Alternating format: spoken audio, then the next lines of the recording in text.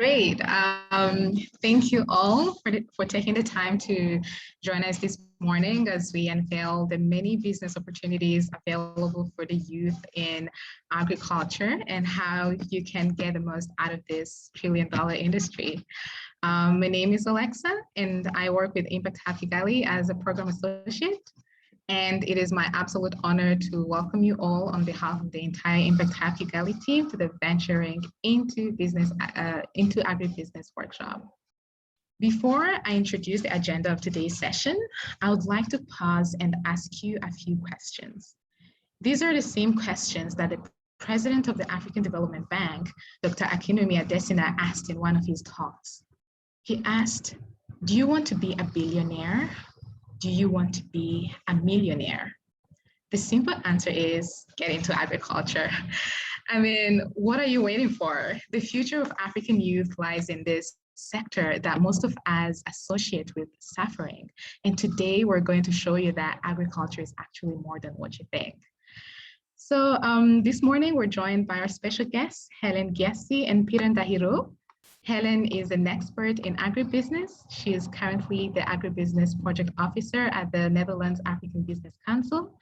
And before joining NABC, Helen Giassi worked for RIPS1. I'm not very good with the pronunciation, but in the position of business development, working on special projects with farmers and other horticultural key stakeholders in Tanzania, Ghana, and Nigeria. Aside her main profession, Helen is also engaged with a startup in exports of agricultural commodities with a focus on women in agriculture. This startup company provides access to markets for women farmers in Ghana, in addition to bringing awareness to the challenges faced by women farmers in the agriculture sector. At NABC, Helen works with the agribusiness department supporting linkages to the African market, and is involved in several studies and projects that aim to bring quality improvements to the African agriculture sector. I mean, Helen is really the right person to talk about this topic. Peter Ndahiro, on the other side, he's the co-founder and CEO at AG Network Limited, and he's also a social entrepreneur with a mission to help humanity bring out its best through advocacy, startup, and supporting social enterprises. He's soon graduating with a bachelor's degree of art in international business and trade at African Leadership University, and acquired professional courses in corporate finance and financial markets at the University of Illinois at Urbana-Champaign and Yale University, respectively. He's an award winner, and in 2019, he walked away with the Hall Prize competition in Accra, Ghana, from a large pool of competitors and attended an accelerator program in Ashridge, London. Peter has also worked in different companies such as MN Capital Africa as a business development officer and worked as junior associate at Earthmind Organization, IUCN Conservation Center, Switzerland. All in all, Peter is a great example for us, the youth, to learn from. So for this session, we'll start with a presentation from Helen, followed by a presentation from Peter. After that, we'll go into groups to analyze case studies to determine key entry points into the agribusiness sector, and finally come back together for a working group review before reaching the end of the session. Also, please feel free to ask your questions throughout the session. So at Impact Hub Kigali, in partnership with the YE Chapter Rwanda, the YE Global Community powered by the International Trade Center and the Happiness, we could not have been any happier to bring this session to you as it closely aligns with our mission to serve our community, facilitate collaboration, and drive positive and sustainable change to be the home to the innovators, dreamers, and entrepreneurs who are generating practical solutions to the world's most pressing concerns, such as issues within agriculture in Africa. For a little bit of background about Impact Hub Kigali, if you don't know us already, we are part Innovation Lab, Business Incubator, and Social Enterprise Community Center, offering a unique ecosystem of resources, inspiration, and collaboration opportunities to grow positive impact. We focus on three key areas: co-working space, community events, and innovation programs. On a global level, we are part of a network of more than 100 hubs in over 50 countries, and you can learn more about us on our website and different social media platforms. So without further ado, I would now welcome Claire, the YEA Community Manager at the International Trade Center, to tell us a bit more about the YEA community, then we can jump straight into the session. Welcome, everyone. Thanks, Alexa. And yeah, lovely to be here and lovely to meet you all. I'm super excited for this session. I think it's going to be really enlightening, and I know I'm excited to understand more about agribusiness myself in Africa from such an expert as Helen. So thanks so much, Helen, for taking the time to be with us today. As Alexa mentioned, my name is Claire Sterngold. I am the YEA Community Manager at the International Trade Center. For those of you unfamiliar with the International Trade Center, we are a joint agency of the World Trade Organization and the United Nations with a mandate to support small and medium enterprises in developing countries to scale up, access international networks and markets, and better compete in those markets. So that's why we're here today. For those of you who aren't on the YEA community platform, I'll share the link in the chat in a few minutes, but it's a global community of young entrepreneurs where you can tap into events like the one we're here for today, as well as opportunities. You can directly connect with mentors and other young entrepreneurs to seek guidance, ask questions, and really help build your business. You can also tap into free e-learning courses provided by the International Trade Center, as well as our network of partners. So all in all, it's a great community for you to be a part of if you're seeking support in your entrepreneurial journey. As well, we have offline in-person communities called YEA chapters, which, as Alexa has mentioned, the YEA chapter in Rwanda is one of many across sub-Saharan Africa. With our local partners and with our local advisor, we set up activities which are tailored to the needs of youth in that specific context. So our YEA chapter in Rwanda is focusing on certain topics, but our YEA chapter in Ghana and in Uganda are doing completely different things. And that's really the value of these chapters, is that in every country, they're doing different things depending on the needs of young people in that community. So with that, I'd love to welcome you all to this session, and I hope to see you all on the YEA community platform as well. I'll share the link in the chat. And from there, I will hand things over to Helen to get us started for today. Thanks so much. Thank you, Claire. Thank you, Alexa. And I'm happy to be here and to also share my expertise on venturing into agribusiness.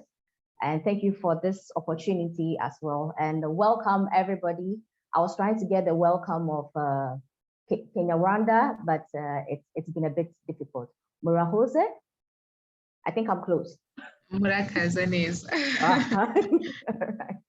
So thank you. So I will dive right into my presentation. I am really looking forward to the engagement at the end of the presentation and to also learn from the youth as well.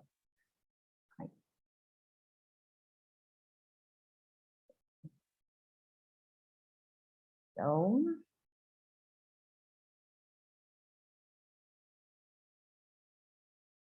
okay. Can you all see my screen? We see your screen, but it's on your file sharing. Oh.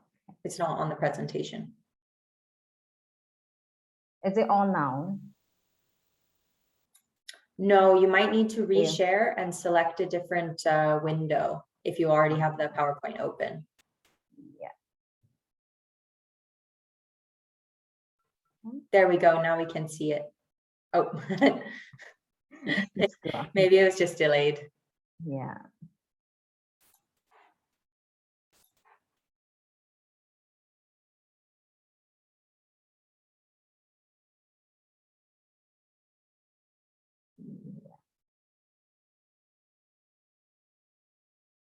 Is it better? Yes, we see the presentation now. I think it's a bit slow from my end. Yeah. Okay.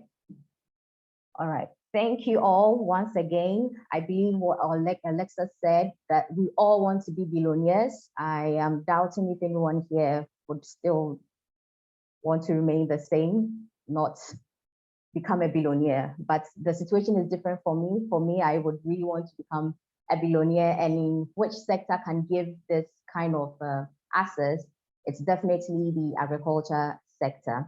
So we're here to now know more about agribusiness and see where the opportunities lie and how best we can also venture into. I would want to start with what we mean by agribusiness. More and more, we get the understanding that so far as you're doing any type of business, it can be termed as agribusiness. But agribusiness is more centered on any kind of agriculture production or cultivation that comes up, brings you some form of income or some kind of commercial principle for you. So this agribusiness more or less is centered on 3 pillars. Any of these pillars, if you are engaged in any of these pillars, know that you are into agribusiness. The pillars for agribusiness is definitely for production, processing, and distribution. And for production is direct cultivation of provision of raw materials. Raw materials in the sense that if you're producing corn in its raw form, you sell corn in its raw form, or cassava or coffee or tea, this means that you are in the production pillar of agribusiness. Then comes the second pillar of processing. Any form of value addition that is given to a raw material, an agricultural raw material, it's you being still agribusiness. You processing this raw material into a more easily accessible, easily used commodity. Then on the third pillar, we have the distribution. So if you're involved in moving agricultural products, whether in its raw form or in its processed form, to any part of the market, you are also part of the agribusiness cluster. So in all, I would want you to take home that agribusiness, so far as you're engaged in any agricultural production within these 3 pillars and getting some form of income, it means that you are involved in agribusiness. And I would really want us to zero in on Rwanda to see the opportunities that exist. And I would want you to also understand that this is not just limited to Rwanda, it's by extension to the rest of Africa. So you could take some pointers from here and also use within the country that you're operating in. As already said by African Development Boss, that the just Africa, not the world, Africa's agribusiness industry is worth 1 trillion. The world is not up to 1 trillion in population. So just imagine if you're all getting a few coins in there. So the opportunities are endless. For Rwanda, at this moment, I would say Rwanda is the star of Africa now. I mean, the doors have been opened for direct investment, foreign direct investment. The country is thriving, and we could all learn something from Rwanda within its agriculture cluster. We've seen that it's not just 72%, but more or less 72% of the population is working directly within the agriculture sector. This shows the importance of this sector to Rwanda. And I believe the rest for Africa, it's the same, because the sector definitely is employing a lot more per every African country. This sector is very, very strategic to Rwanda, and also in my home country in Ghana, the same strategic position of this sector within the whole economy. So you can see that there's more and more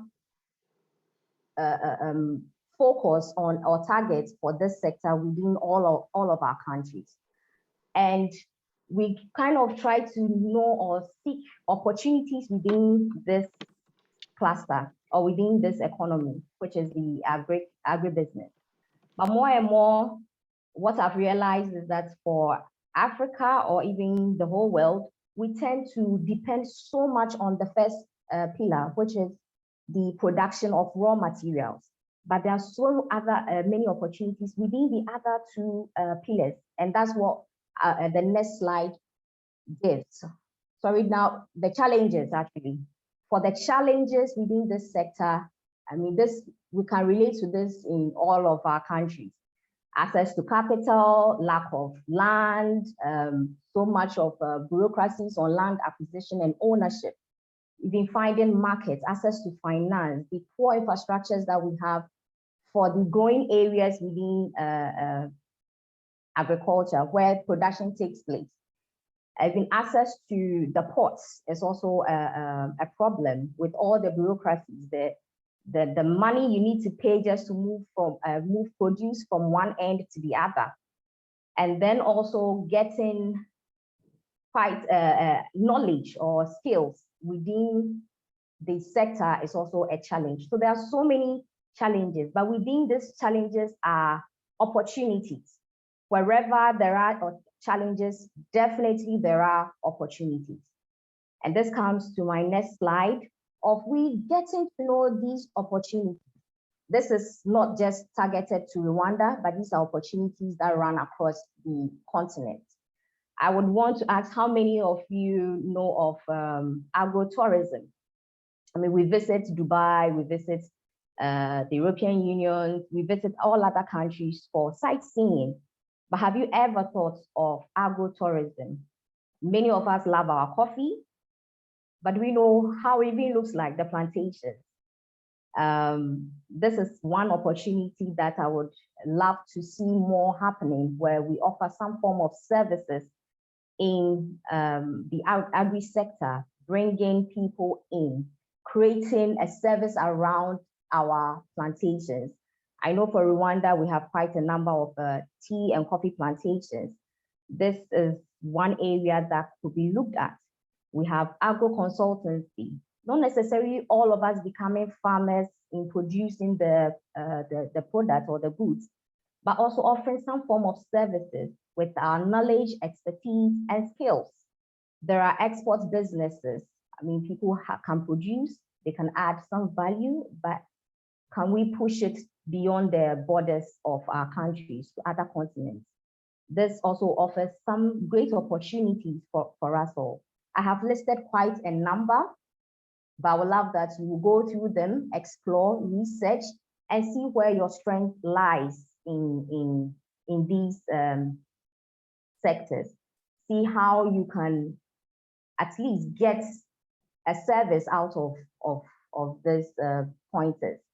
I remember we have quite a number of mango plantations in Ghana, and we were able to bring in apiaries for bees.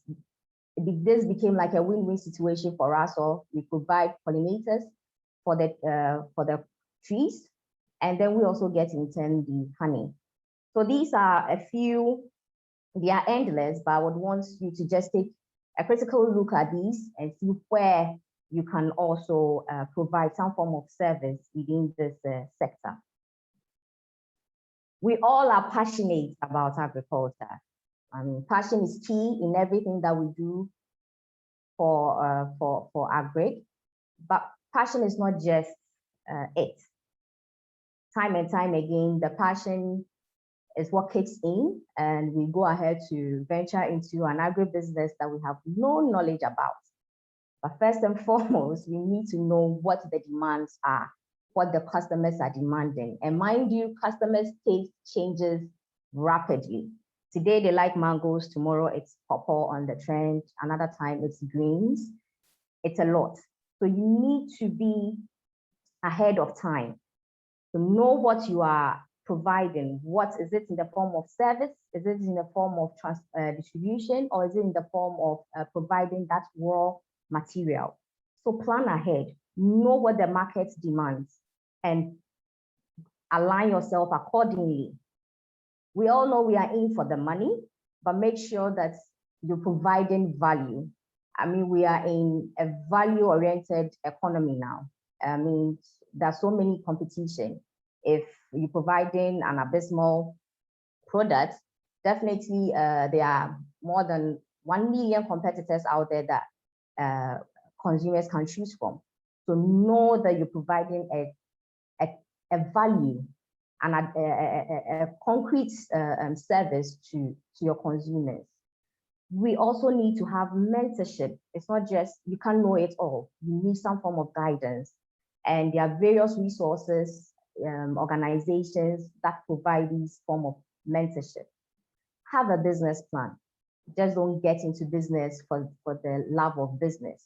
Have options, write it down. I always say, even if it looks silly, just write it down. Having something to fall on or to look to helps guide you in this direction.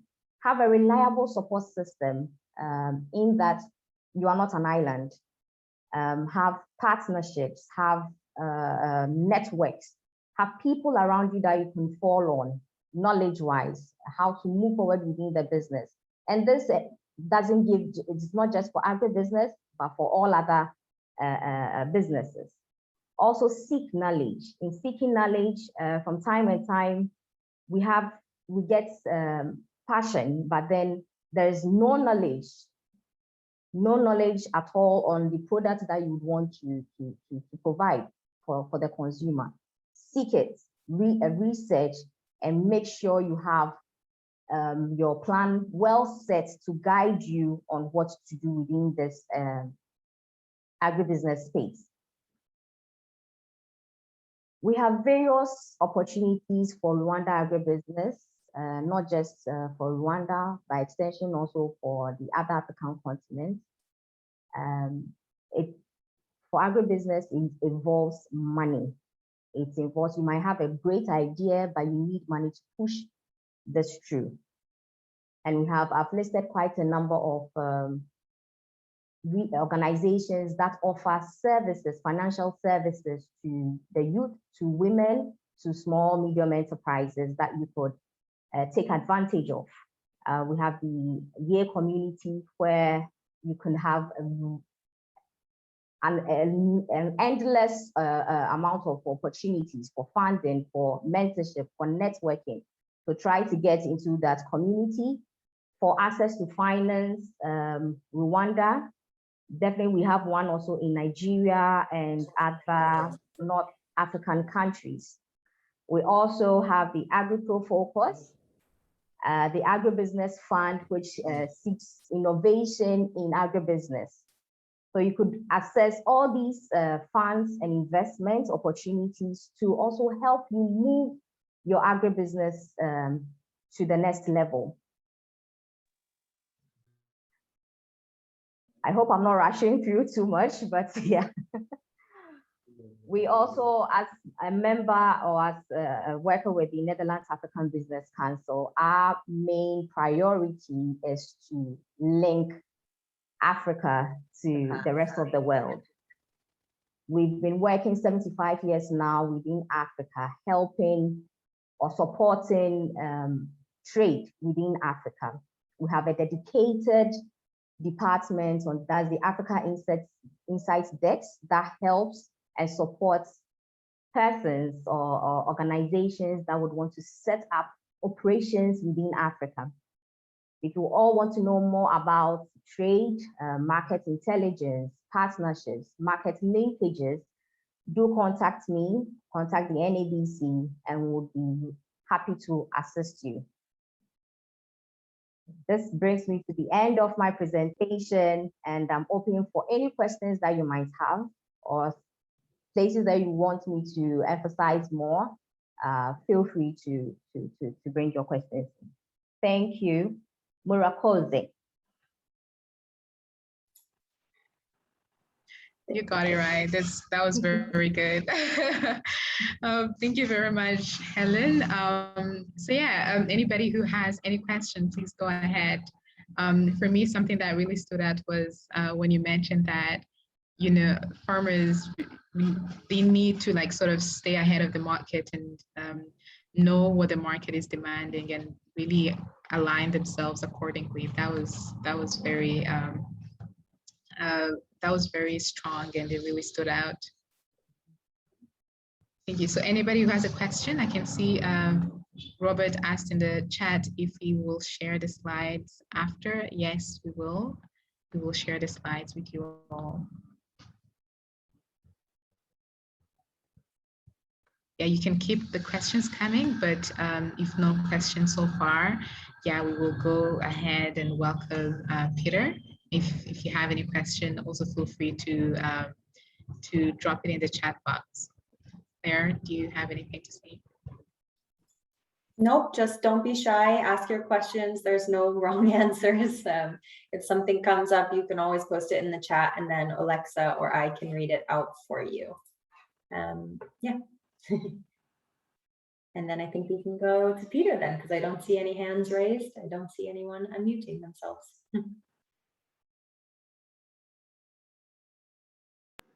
Okay, thank you very much. As they have introduced me, my name is Peter Ndahiro. I'm the co-founder and CEO of Agriculture Growth Network.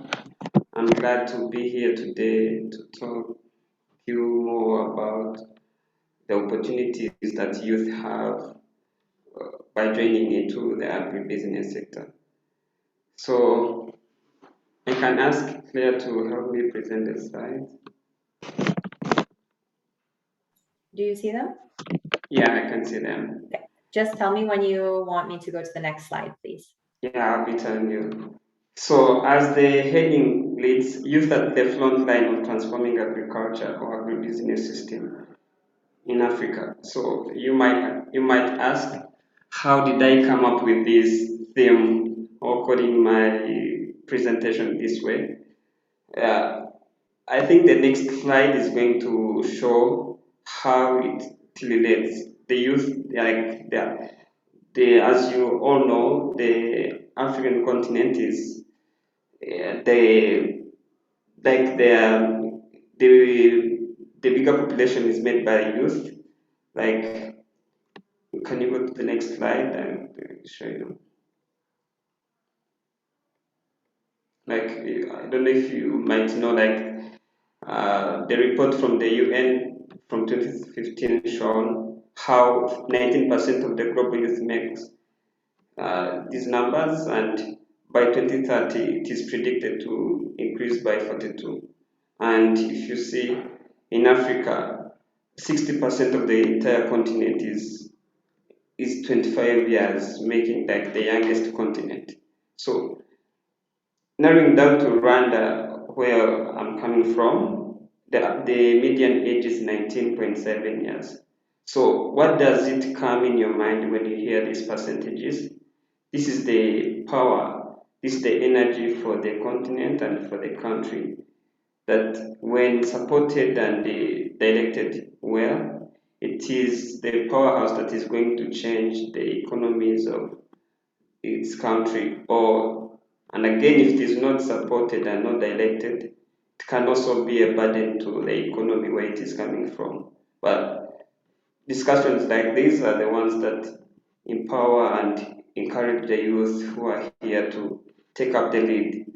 So can you go to the next slide?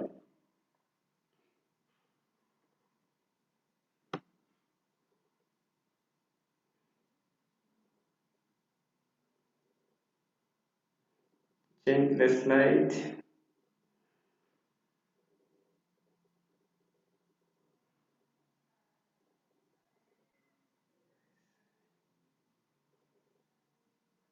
Hello? You're muted.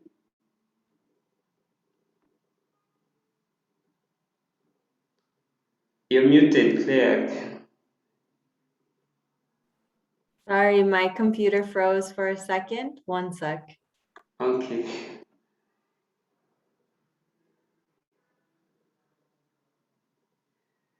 So, like I was saying, how the youth, we are the ones who hold the bigger population of our continent and mostly our countries that we come from. Yeah, but this again from this report from Statista, it shows how the distribution of youth in East Africa, like with education levels. Yes, there is something that we have to be thankful for by seeing how education has increased, like from no education, where in 2000 it was the percentage was 55, 56%. And as you can see, the percentages with 2020, it has risen at least to 37%. And when you see how it is going to progress, at least there is an increase in the people who are joining the school to and at least finish the primary and the lower secondary level up to 54%. So what does this mean? Like these are the people who have gained the skills at least to learn, who have learned, gained the knowledge in a particular field. They can read, they can write, they can get any support with other facilities, other trainings like these ones, and they get to understand easily.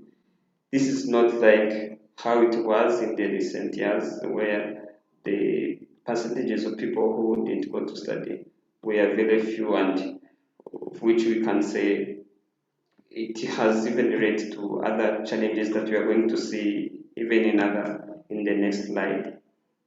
Can you go to the next slide?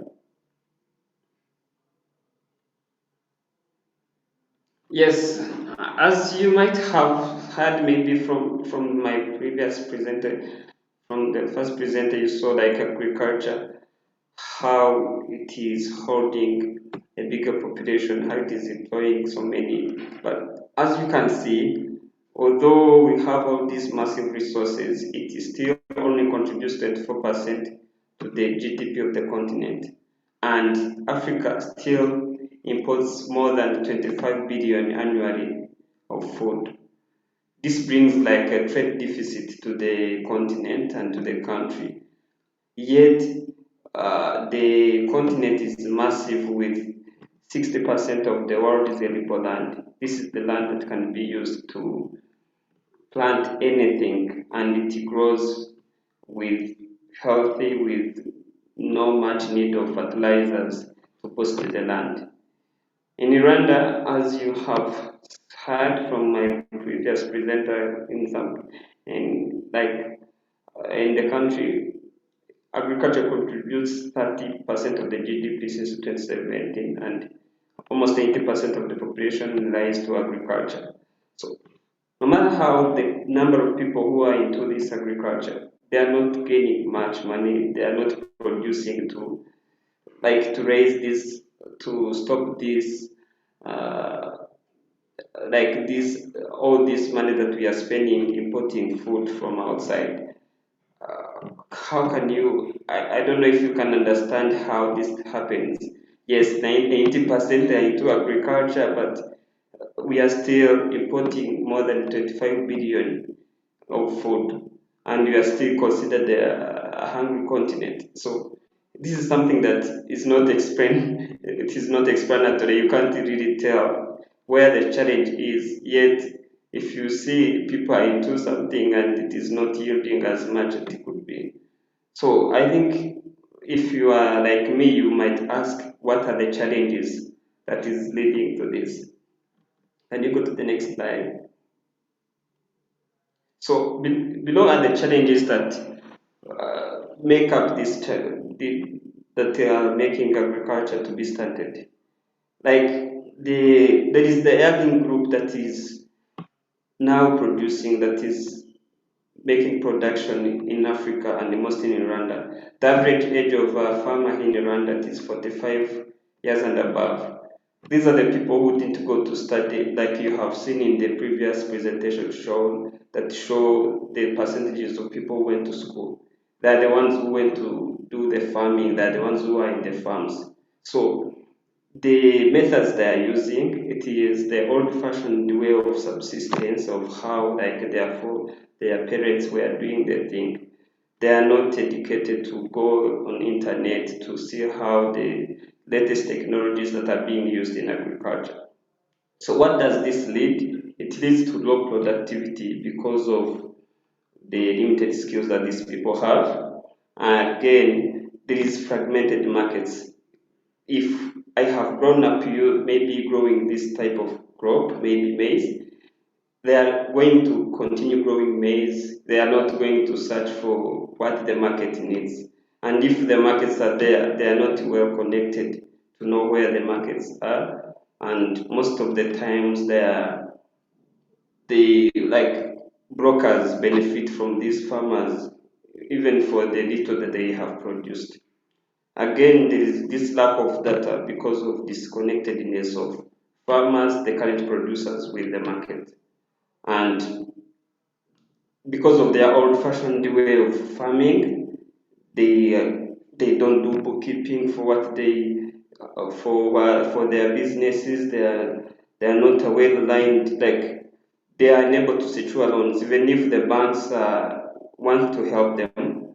There's nothing they can show to the financial institutions that would support them, that would support these banks, or that would allow these banks to support them. Another challenge, big challenge that is making agriculture stunted is the inability to attract the youth in this sector. So when the youth look at how agriculture is, they see it in the lenses of what their parents are doing. They think of someone holding a hoe like that one, and they think that is how agriculture should be. And I might tell you, if it was like that, even me, I wouldn't think of going into this sector. But allow me to tell you that this is not how it is. Agriculture is very versatile and it's something that we, with all our skills and our knowledge, it needs us and we can apply to boost it and to make it effective as it is needed. So, the next slide. So, what if I told you, like, we the youth are the ones to change this narrative, as you have seen, like, increase the productivity, get jobs, and boost the productivity that our countries need, mostly even in Rwanda, where we are coming from. So, I want to use our startup as a case study of what we have so far done and how we are trying to navigate this challenge. And I want each one of you who is in this workshop to see what can I do with my knowledge, with what I know, with the specific field that I come from, what can I contribute to this sector? And you are going to learn how it is going to even make you more money that you thought I couldn't get into this. Can you go to the next slide? Yeah, here we come as Edge Network. We say we are transforming ordinary farmers into smart farmers. So can we go to the next slide? So how do we define a modern farmer on our side? So a modern farmer is the direct opposite of the kind of farmer whom I have told you in the previous slides. He has the ability to know what the market needs. You can predict your farming return on investment. He applies agronomic skills like works with a qualified agronomist to know what his farming business needs. He keeps the record of his or her seasonal production and sales in a structured and shareable manner. This is something that is going to allow him to even attract investment and other people to join him because he can show the progress of how he's doing his business. Next slide. So how now are we transforming these ordinary farmers that we have been talking about to be smarter farmers? This is like our role as a G network or the vision that we want to achieve. Can you go to the next slide?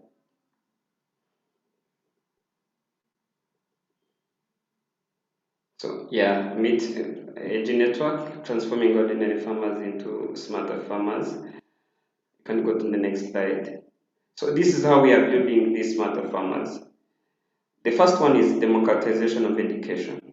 So as we all know, if you want to acquire skills into these agronomic practices or agriculture or get this formal learning, you have to go to universities or secondary schools where they are teaching this and go sit in the classroom maybe for 3 years or 6 years and learn. This is not uh, this is not something that everyone can afford. Even the elderly people who are having other like other things to work on. They can't even get time, even if they had money to attend these courses, these schools, they can't do it.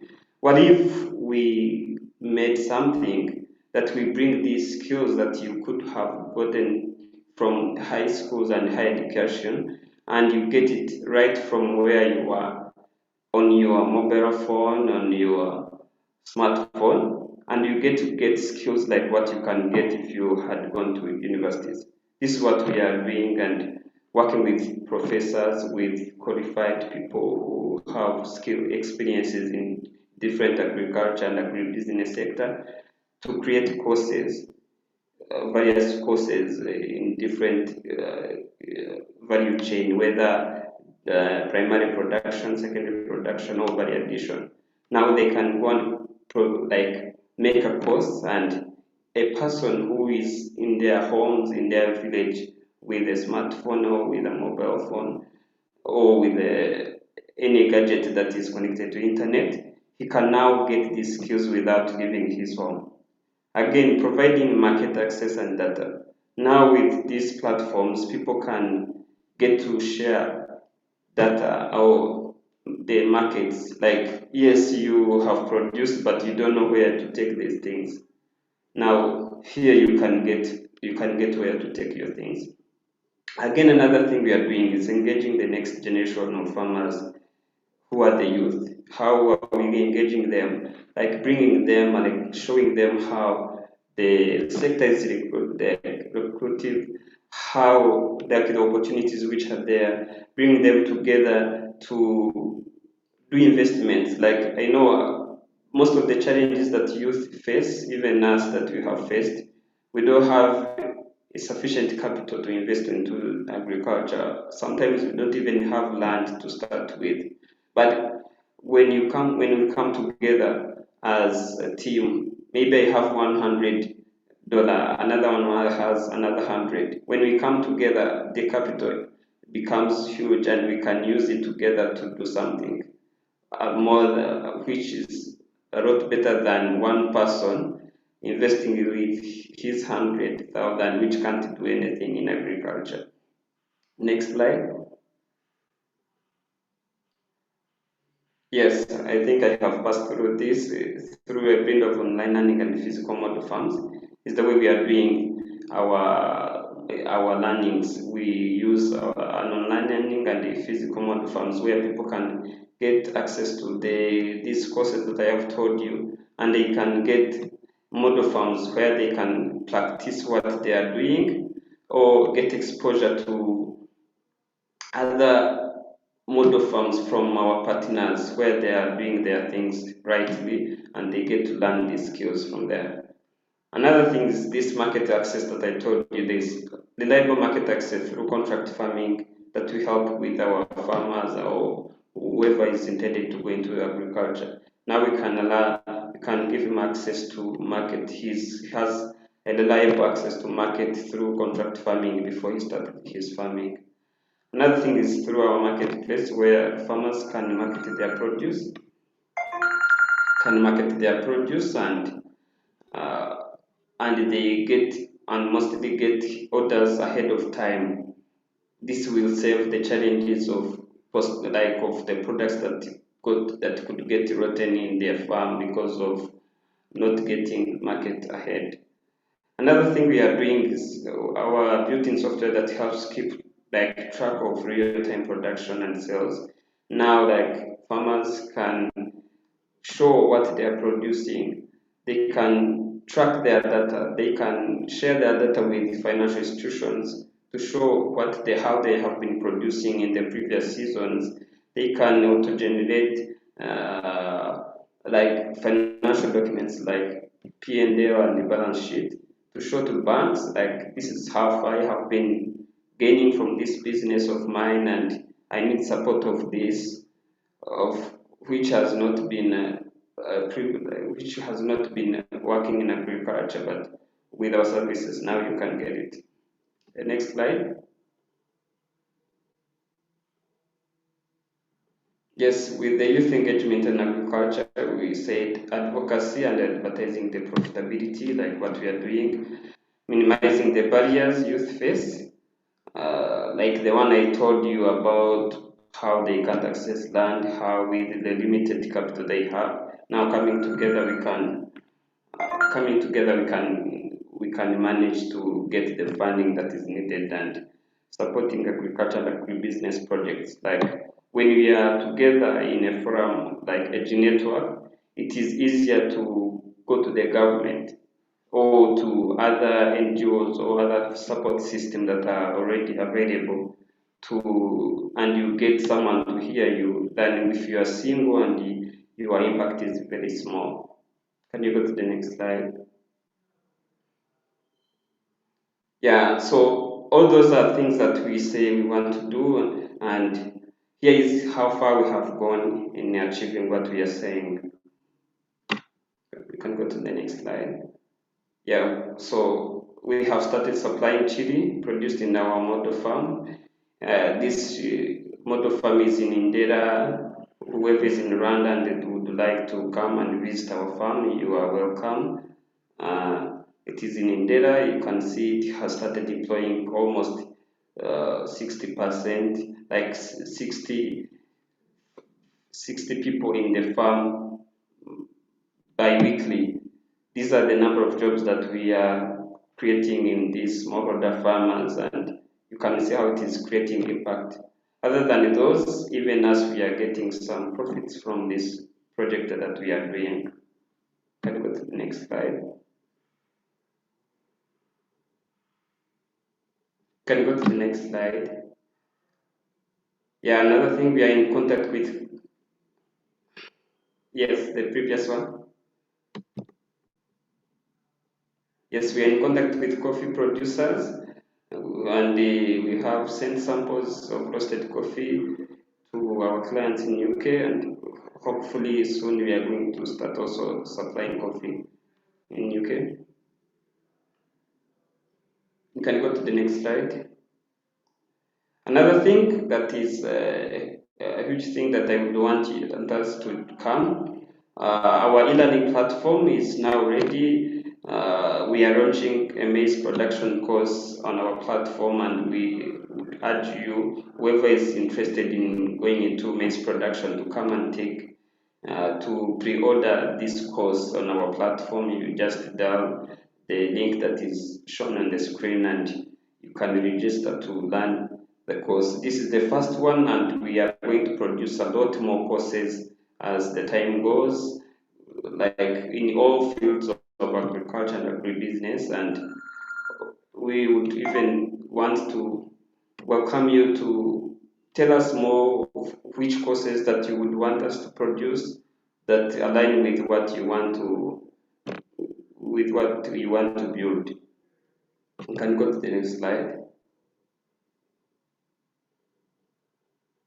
Yeah, we have piloted physical trainings to 100 youth in Rwanda and Zambia and signed MOUs with 15 cooperatives. You can go to the next slide. So we have shown you how we are doing our thing. We don't mean you have to come into what we are doing, but it's an opportunity to show you what we can do with our energy, but also calling you to think of what you can do. So I think you would want to know how to join this recruitive sector, as you might have seen that we are doing. You can go to the next slide. So I think the picture that you can see in the slide is the favorite meal that most of us would like. But could you take time to think of the products that make up this burger? Like, if you can think of all the products that make it, it shows how many things, how versatile agriculture could be and agribusiness. So if you have thought of the products that are there, can you take an extra mile to understand the value chain each product have taken for this burger to be made? So this presents can you go to the next slide? This presents an array of business opportunities that each one of us can join, depending on the skills and the passion and the competence that you have. And the connections. What do you think you can create at a minimum cost that is needed on the market there? Yes, take time to think of it. You will now get to know how agriculture is very versatile. So, fellow youth, I would want to call you to join this trillion-dollar industry as you have had, as you have seen. Stop calling it a dirty job. Stop looking at it through the lenses of holding a hoe and going to the field, and see it like into that versatile way that you have seen of how big it could be. You can go to the next slide. Yes, so our vision is to become the leading hub for agriculture growth in Africa, and we envision creating a bigger tribe of smart commercial farmers and agribusiness entrepreneurs, serving both local and international markets. And we would love you all to join this sector, to join us within the field that you would love, you would want to join, and we are all here to help to see how we can benefit from the sector, but as well make it grow from one level to the next. Thank you very much. I think this is the last slide. Thank you very much.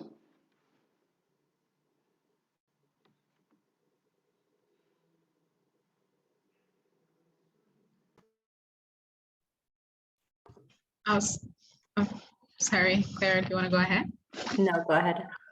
Oh, great. Yeah, thank you very much, Peter. That was very concise, and I can already sense a lot of part of the audience already starting to think of what is the next part of how can I get involved in agriculture and actually start a venture. That was very insightful, and we're very proud of the work that you're doing at AG Network. Yeah, so right now we're going to go into breakout rooms. We have a few case studies that we're going to sort of analyze and try to identify some gaps and what are the different opportunities that we can discover from those case studies and that can help us cover those gaps. So Claire will send us into breakout rooms, and all of us will work on a case study together in a group and come up with, brainstorm some ideas that could be really, that could help cover the gaps that we'll identify. Just give me one more minute. I'm working on them right now.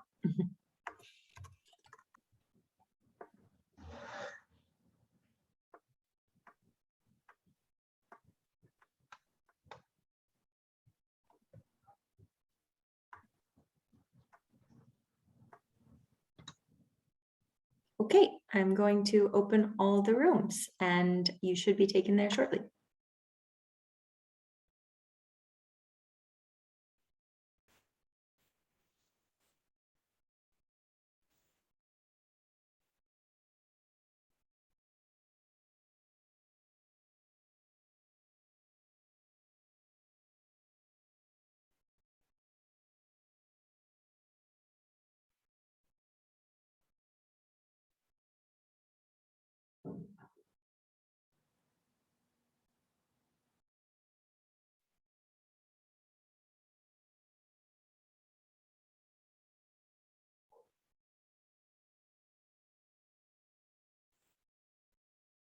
If you guys still here can go ahead and join your breakout room, that would be great. Whoever's left in the main room.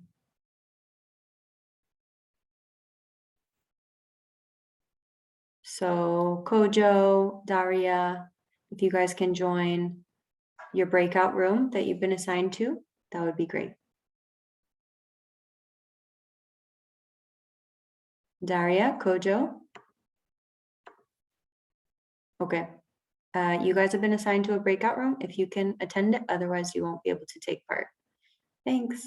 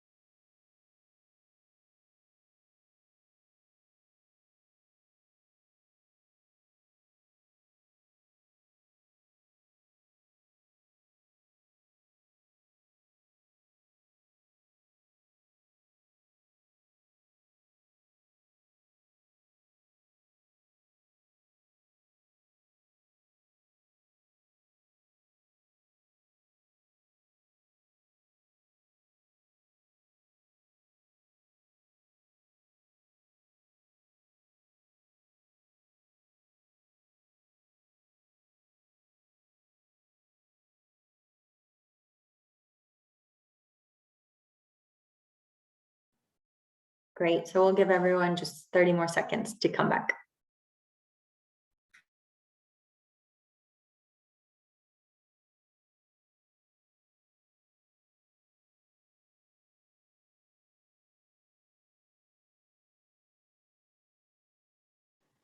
And we are back. How did it go? It was very straight to the point. Not much, like, yeah, I had 5 people, but then one kept dropping in and out. Yeah, the connection wasn't that stable for them. But Yeah, I had the same issue. I think there were quite some internet problems, yeah. but Here. we made it work. Yeah. Great. So I believe, well, everyone should be back now, but it seems we've lost quite a lot of people. So that's not good. I advise that they should, yeah, to click on the leave, they pop up, and I'll see them soon in the. Yeah, they should automatically be taken back at the end Yeah. of 60 seconds. So they should be here now. Okay, well, regardless, let's start things off. Helen, if you want to share your screen to share what you guys discussed. And yeah, if your presenter for your group wants to share the findings, that would be great. Yeah, we actually got the presenter, Pacific, who I shared the notes in chat with. I don't know if he is here.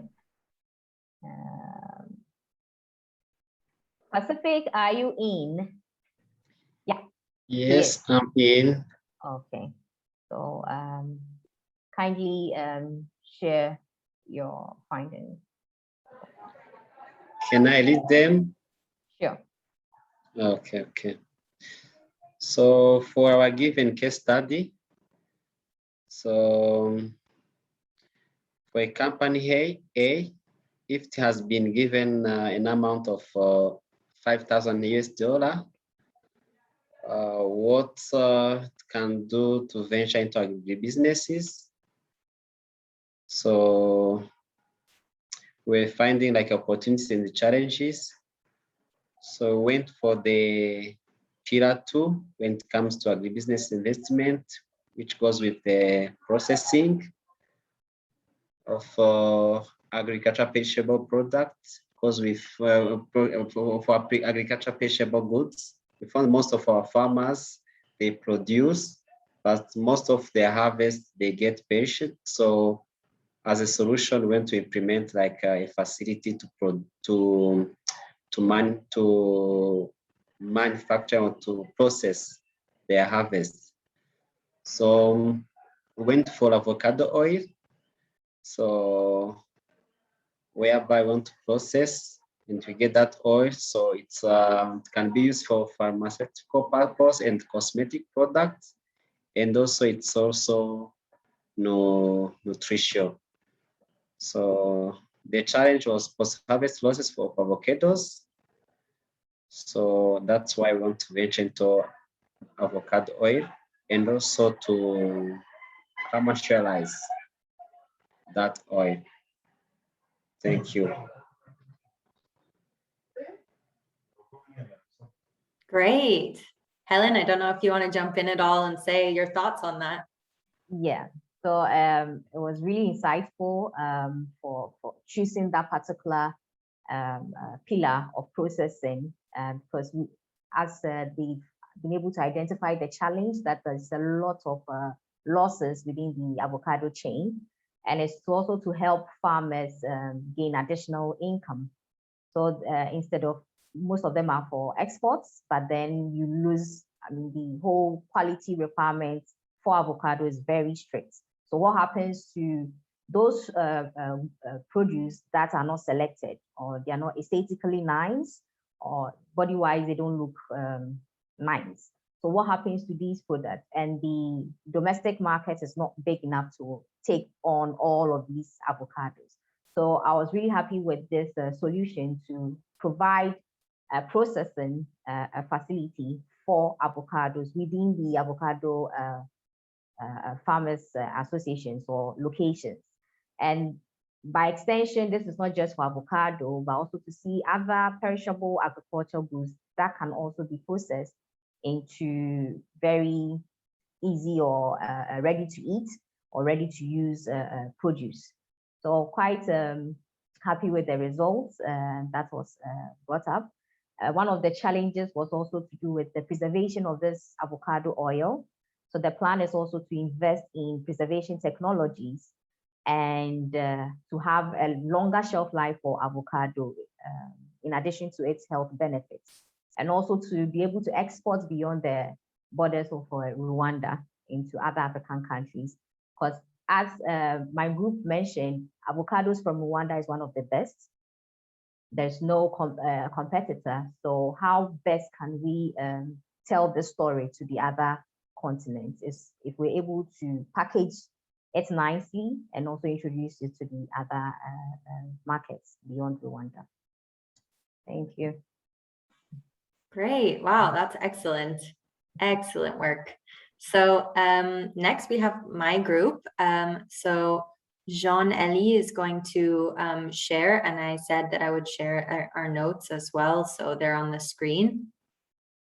So Jean, do you want to unmute yourself and share what we came up with? We didn't have such a consensus.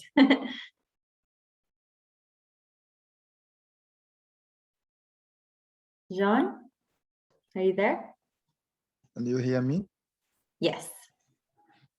Okay, thank you very much. My name is Jean-Elie Kizimana, and also I'm a co-founder of Agribusiness Company Limited. So after looking the problem of malnutrition based in young children and the older persons, we decided to have a business of selling cereals and make it to the porridge flour. That porridge is addressed for malnutrition challenge, and also would like to have a 7 ingredient which can used for solving that problem of malnutrition. So normally how it can work, we can even cooperate with farmers for buying that product, that cereals, and we should even make it into porridge. And it is a very opportunity for having a number of a person who have faced the problem of malnutrition. We are going to solve it as soon as possible. Also, and once we get that opportunity for having found, we can even implementing it. Thank you very much. Thanks, John. So yeah, as you can see, we had cereals to create porridge. And yeah, one of the challenges we saw was obviously the challenges to growing those crops, but also the opportunity there being that they have a much longer shelf life because they are refined. But then one of the other challenges that we spotted there was that maybe the refineries are not close by or they're expensive to access. So, you know, it would be important to work closely with a number of farmers to grow the cereals and then refine them together. But then, as you can see, we also discussed chili peppers. So 2 of our group thought that going into chili pepper production and processing would be a good option. And in fact, I believe it was Christine that in the end actually said, if you could go into chili pepper production and then process it into a liquid form, that the opportunity would be to sell it as tear gas, which I hadn't thought of. And yeah, your market, unfortunately, could be police and you know, other government agencies, but also regular people who want to use it for protection.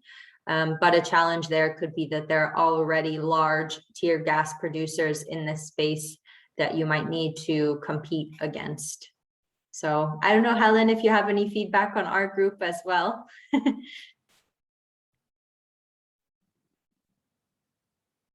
Not much, because it's rightly spelled out in there, targeting the challenge as well as the opportunities within there. I think both produce, the chilies and also the cereals, are good ventures to invest this money in, especially in addressing malnutrition in there, and also the exports opportunities for chilies in the market, as processed as paste or in the something like the Tabasco.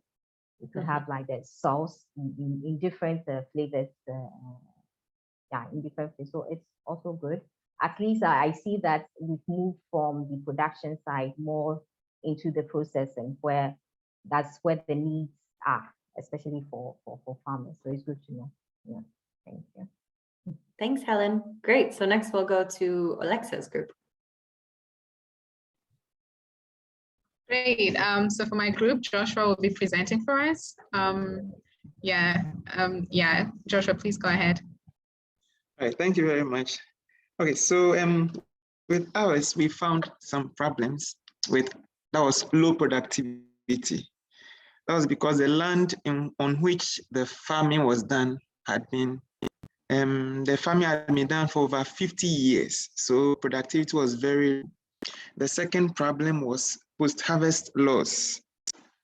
Although productivity was low, the very little that they produce, a lot gets spoiled because they didn't have market value. And the road, even the road to the market was very bad. And then the last problem was on the farm, there are some bees on the mango trees on the farm, and the farmer's child tries to harvest them for his friends. So these are some of the problems that, and when I'm harvesting the honey, often there are bee attacks. So these are the problems. So our solutions we suggested were for shared responsibility, so that the child should help the father in the farm and probably take some aspects like the marketing, so that whilst the child works on the marketing, the post-harvest loss will be solved, because when the marketing goes well, there'll be no need, the products or the crops left on the farm will be minimized, thereby reducing the post-harvest loss. We also talked about partnership, if they could partner with some transport companies, so that the transport companies will come and buy or come and pick the products from the farm and send them to the market, so that they will not wait for available transport before transporting their products. And that will also reduce the post-harvest loss. Also outsourcing, where they talk to companies or organizations that we have these products, so that when they harvest, the organizations can come to the farm and then pick the products and sell. Then we talked about the communication with authorities in their area to fix the road, so that their products will not delay. Then with the bee problem, we talked about probably venturing into beekeeping. Do some research on the tools and skills that he or she can acquire, and then venture into beekeeping to get the right gear, the right equipment to use to harvest the honey effectively, and then sell. Instead of just giving out to the friends, they can sell the honey for some income. These are the things we talked about. Thank you.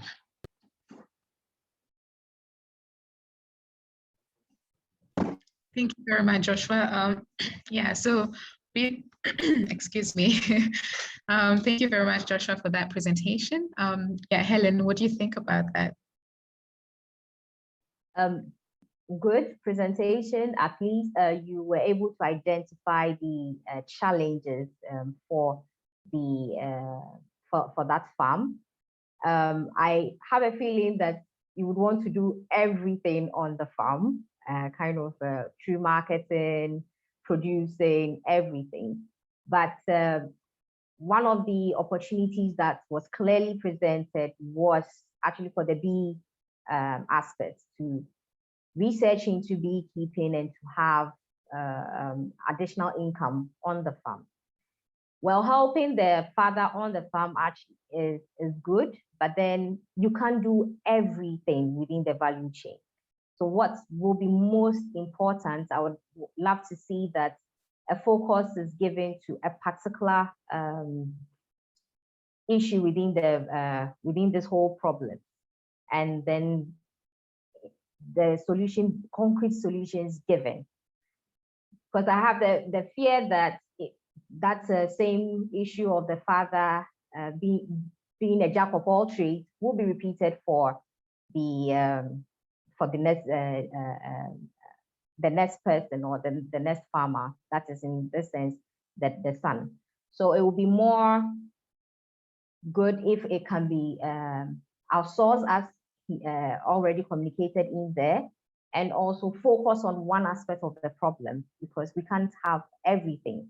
So I love the aspect of the beekeeping, which I think more advice should be given to the son to take it seriously, and also to involve other partners, not just them alone. So, I mean, good solutions. Yeah.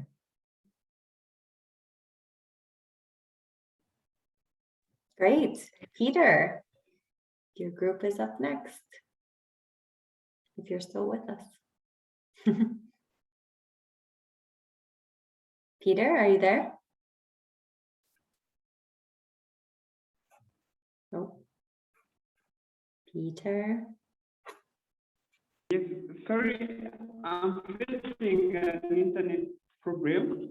That is why you didn't see me being active. I don't know if you can hear me well.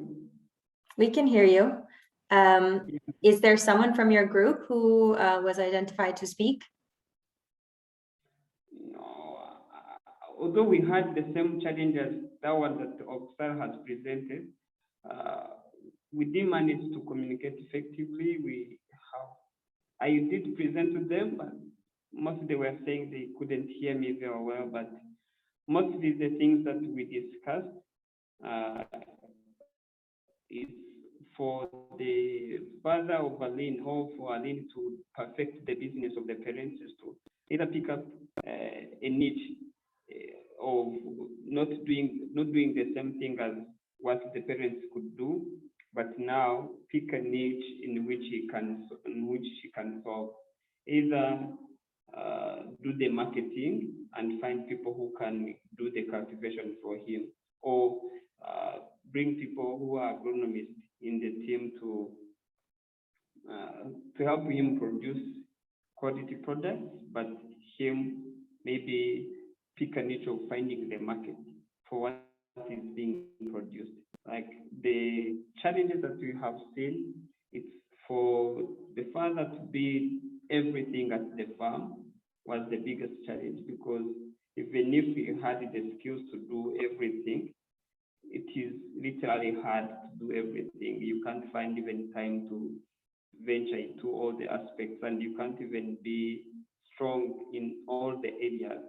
That is where we just advise Aline or any other person who would be like Aline to think of a niche that he's experienced with, or that he's also dear to him. Because another thing with business, if you're not passionate about what you're doing, even if you go there and you have seen an opportunity, you're going to meet so many roadblocks and challenges. And if it is not attached to you and you're not passionate about it, you're going to leave it before you reap the opportunities that others are leaping. So that we have discussed in the team. And yeah, we had this challenge of network and we couldn't connect very well, but yeah, mostly those are the things that we discussed. Thanks. Thanks, Peter. Yeah, I think there were a lot of network challenges. Helen, any comments? Yeah, so I at least they were able to bring up some solutions. They were able to identify the main challenge. So as rightly said by Peter, you need things to consider because it's a whole lot of challenges on the farm, but you need to consider what the demands are, what the niche market is, and then focus on that. You can't do everything and anything on the farm. So it's good that they were able to identify the need and to focus on that need, what is most suitable for the farm, and then find other solutions, outsource it, because you can't be a farmer, you can't be the same as the marketer. You need help. You need some form of partnership. So networking, getting people to rather produce the goods for you whilst you market. So it's good that you think of the needs of the farm and as well as the needs of the consumers first before venturing into an agribusiness or tackling any kind of issue on the farm. So far, I think all the solutions provided for is good. Great. Well then, I think I'll hand it back to Alexa to close up the session. Perfect. Thank you all very much. It was very great to see how all of us were able to come together and actually like sort of work on these problems and brainstorm some ideas. And your feedback, Helen, was very constructive and helpful. For instance, my team were thinking of, okay, all we need to do is really go ahead and help this person, help the father to be able to do all the work. But then I think by now, all of us understand that it's important to specialize in one thing and do it well. Thank you very much for telling us that. And yeah, so if there are no other questions that we have from the audience, we would like to call this a wrap. But before we do so, let's please try, for those who can, open our cameras, take one picture, one selfie, one screenshot to keep this memory and always remember whenever we think about agriculture, we should always remember this event and how it sort of, inspired our passion for agriculture and actually getting some of the cash that Peter is enjoying already. Let's open our cameras. Kojo, Great. Ruth, iPad, Claudette, Sarah, can you guys turn on your cameras? Is it possible for a minute? Yes, just 1 minute. We promise to be Nice. quick. Jean, I don't know if it's possible for you. Okay, I'll go ahead and we'll both take one. Okay, 1, 2, 3.